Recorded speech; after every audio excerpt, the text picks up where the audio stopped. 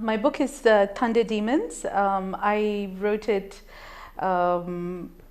over about 8 years, and it was longlisted for the Man Asian Literary Prize in 2009, but it was published in 2011 by Gyana Books in Delhi. And this book is about Malaysia, and it's about Malaysian politics, socio-political situation right now. The characters are basically Bengalis in Malaysia, because there are a lot of Indians in Malaysia because of the colonial regime and the movement of labor during that time. So the main character in my story her name is Ognibina, and it's really her story, but it's also about identity and who we are, because Malaysia has a lot of issues with civil rights, or not civil rights, but rather like how people are treated as citizens in their own countries, in their own country. And so, for instance, if you are from the Malay race, you are considered Bumi Putra, son of the soil. And if you are Chinese or Indian, you are not considered son of the soil, and therefore your privileges are not equal to that of Malays. So there is kind of some sort of an apartheid system going on right now, and there has been a lot of civil unrest, protests on the streets and things like that. And by writing this book, I was really hoping to add to the dialogue that's going on about having a society that is equitable in more ways than it presently is in Malaysia. My husband is a Malaysian Bengali, and his family has been there for 3 generations at least. There are lots of, families that have been there for longer than that, especially, Tamils who are in Malaysia. So I have a son who is Malaysian born and a Malaysian citizen. So some of the issues that impact Malaysians today impacted my family as well, even though I still hold an Indian passport. And we are a very global family, I've worked in many countries in the world, but I feel very, very strongly that Malaysia has this wonderful opportunity to be a model for this kind of multilingual, multicultural, peaceful Islamic nation. And, it is in a lot of ways this Malaysia, truly Asia, as you see in ads. But unfortunately, there are a lot of things simmering under the surface, and just as it is in Turkey and, other parts of the world. And so I just thought that it was time to speak up, because I do have a pen and I do have a voice. And that's really how this idea started. But in terms of the characters starting, I guess the way that it really started for me is that the character of the grandmother in this story, Agni's grandmother, I kind of started hearing her story in my head about this whole migration to Malaya and how things were.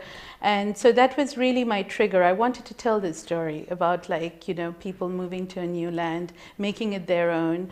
And Malaysia is a fascinating country because in the pre-Islamic period, there was also a lot of Hindu influences. In fact, the term Bumi Putra is Sanskrit, as anyone in India will recognize immediately. So, I wanted to tell this story because Malaysia is this fascinating place, but it isn't written about very much. There are a few Malaysian writers now who are gaining worldwide recognition. There was a person on the Booker shortlist this year, Tan Tuan Eng. But there are still, Malaysian writers I think are still struggling to write about their own country and get it read worldwide. So I'm hoping that this book will do its little bit to spread the word. I think as a writer, you don't choose to write, it chooses you. So I think these characters, they start talking in your head and it becomes a work that is multi-layered. And for instance, with this book, I start off with an incident that has actually happened in Malaysia. There was a Mongolian model who was blown up to bits. And in fact, I was speaking to the French diplomatic people here today, because the death of this Mongolian model is also tied to the Scorpion submarine selling scandal, which is, French related. And so this story has been getting a lot of newsprint in France as well. And there are some extremely highly connected ministers in Malaysia involved in this scandal, including the present Prime Minister of Malaysia. So my book opens with this whole image of this model being blown up, but I've changed a few details, of course. And I think if I just wrote it, as a straight out thing, first of all, this case is still in court, and it's under thing. So I think I would have come into problems with doing something like that. The other thing is also, of course, I could just imagine, what was going on in the mind of the model and the executor and, things like that, which makes it, I think, a more richly layered narrative to read than if I had just told the story, which has been told so many times in newspapers anyway. So, yeah, I did want to write something that was about Malaysia, but make it interesting for the rest of the world to read as well. Her story starts somewhere in the 1920s, when she kind of first sort of started reading about Malaya as a young girl, and then she gets married. And it's a very typical Bengali story, which comes from my own family, actually, where this man goes to look for a bride for his son and falls in love with the bride instead and marries her. So this character in my story, the grandmother, she was only like 14 when she got married to a man who was over 40. And then, they moved to Malaya, and then the story, sort of goes on. But her story is kind of the backstory. The main story is about Agni, who's a young woman today, and she is an engineer by profession. And she's kind of highly educated, highly competent, and she's very much in love with her country. I guess, the question that I mostly get from people who know about Malaysian socio-political situations and things like that is a question of courage. How do you write something that is kind of, in a way, very controversial? So controversial, in fact, that my Malaysian publisher stepped back from publishing it about a month before, we were all set to go. And he is actually one of the most highly connected publishers in Malaysia. And so, it was, it did come as a rude shock. But anyway, I just wanted to say that I think that it's usually not a question of courage, because it's very easy for me to live in Chicago now and write about Malaysia, because, I don't have the same kinds of constraints that someone living in Malaysia would have. And what I really admire is that there are so many people who are in Malaysia who are changing it from within. And I think that that's really how real change comes about. And those of us who are in the diaspora, whether we're writing about India or about Malaysia or any other country, we can just do it from the outside, but really it's the people who live inside who have to change it. It is indeed, yes. It's the first book of fiction. I've written some short stories which have been published. I'm working on my second novel. Well, I mean, I've got the manuscript almost ready. I have an agent in London who wants, certain edits, and we've been doing this for about a year and a half already, and I hope that it will be ready to, come out soon. And I've also started on my third novel because the idea just came to me.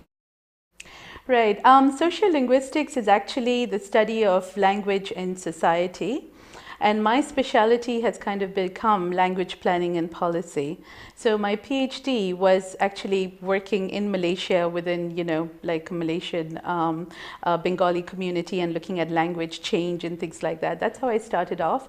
Then I went to Amsterdam and I worked with the Surinamese Hindustani population out there.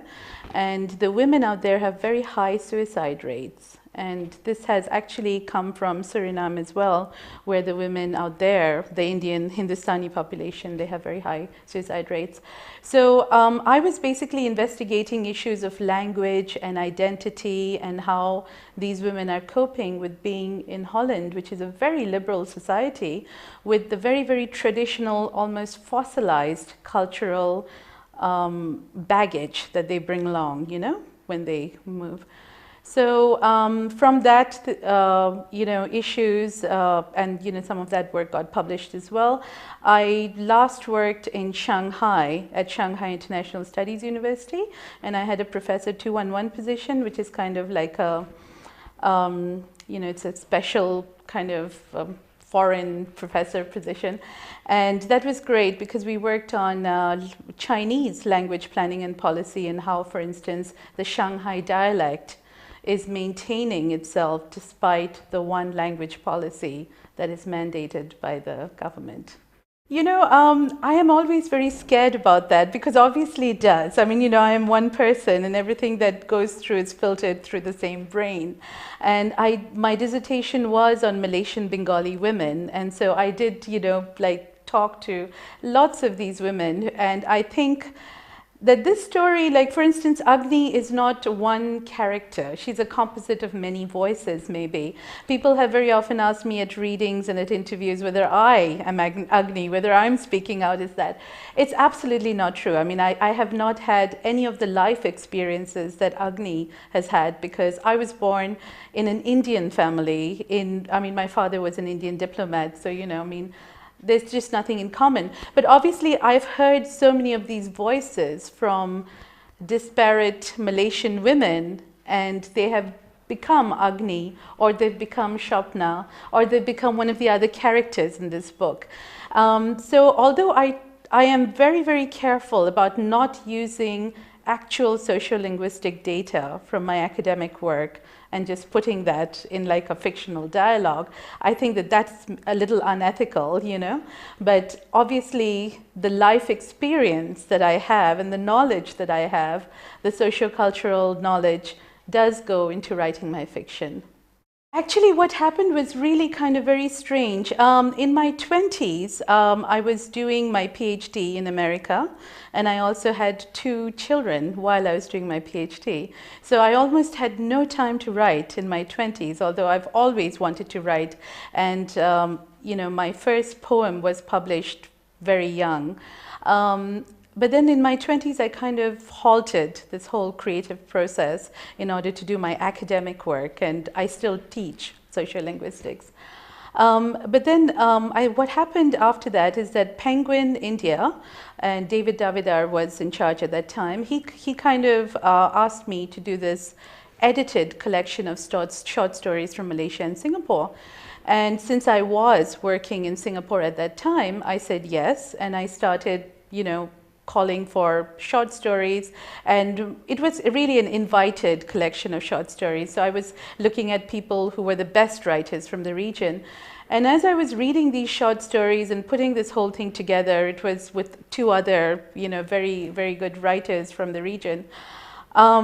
I sort of started to get this writing bug again. I thought, I can do this. And all these concerns that all these writers have, they are really very similar in terms of some of the inequities and the problems of life in Southeast Asia. So that is really when the character of the grandmother, Shapna, started talking in my head. Her full name is Shapna Shundari, and one of those old names from those times. And that's how it really kind of started rolling. And a first novel sometimes takes many years, I hear, so mine took 8, yeah.